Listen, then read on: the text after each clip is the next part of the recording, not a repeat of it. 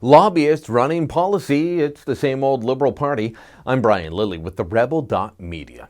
Has the Liberal Party really changed their spots, or are they still just simply hired guns? Are they lobbyists running campaigns, possibly the federal government, depending on how Monday's election goes?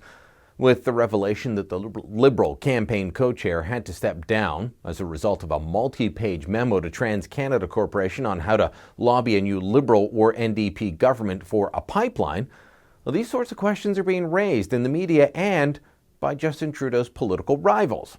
They can try to hide the old Liberal Party all they want and put a fresh face on it. It's still the same old Liberal Party. So is this just all about partisan shots being taken by Trudeau's rivals? No, I'd say it's more than that. I'd say it's much more than that. Dan Gagnier was the Liberal Party campaign co-chair. He was in the war room. He was on the campaign trail, riding the bus, riding the plane with Justin Trudeau. He prepped Trudeau for debates. And remember, while he was fired from his now what's called volunteer role, the Liberals initially defended him. The campaign saying that his advice to TransCanada had, quote, nothing to do with his volunteer role on the campaign.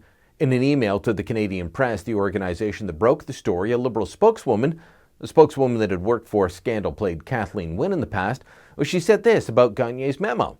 The analysis draws on his years of experience in public service and is based on publicly available information describing possible scenarios that any new government may face. That's from Zita Estravas. Well, from defending him, from saying that this was just him offering advice, the Liberals quickly turned this into firing Gagnier.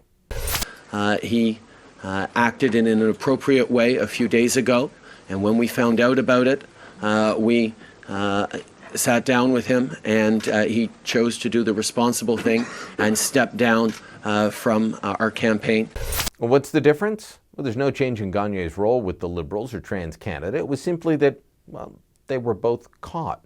It was simply that they didn't want the story to be about anything other than how wonderful the Liberal campaign was going. Funny though, as Harper and Mulcair said, this sounds like the old Liberals, lobbyists running the show. On CBC's Power and Politics, NDP pundit Ian Capstick was flabbergasted when Liberal pundit Susan Smith said there were plenty of volunteer lobbyists on the Liberal team. I think you've probably jumped to a few conclusions on that one. I haven't seen the memo, Rosemary. Nor have I. These are reports. I know that Mr. Gagnier is a volunteer on the campaign. There are many volunteers on every campaign. Should there be lobbyists so I'm on not sure. campaigns, I'm not sure what took place there. But here's the thing: lobbyists are not allowed to be there.